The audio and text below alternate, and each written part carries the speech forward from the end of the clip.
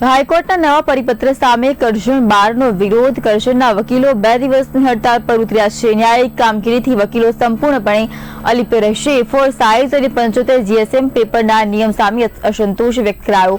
ફરજિયાત ફ્રોન્ટના નિયમોથી વકીલોમાં રોષ જોવા મળ્યો છે. જામીન અને સ્ટે અરજીઓના ટાઈપિંગમાં મુશ્કેલી, પ્રિન્ટેડ ફોર્મ અને સ્થાનિક ફ્રોન્ટ્સની છૂટની માંગ કરાઈ છે. હાઈકોર્ટની પરિપત્ર સામે વકીલ મંડળની ઉગ્ર વિરોધ છે. નવા નિયમોમાં ફેરફારની માંગ સાથે કરજણ બારનું આંદોલન.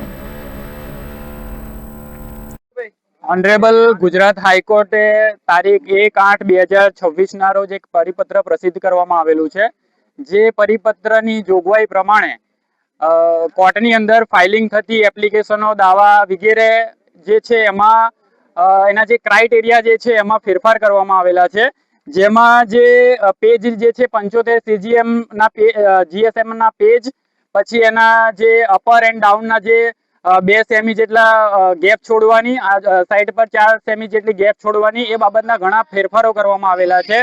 હવે આ તમામે તમામ જે જોગવાઈ કરવામાં આવેલી છે એ જોગવાઈમાં નોટો ફોન્ટનો પણ ઉપયોગ કરવાની એ લોકોએ જાહેરાત કરેલી છે.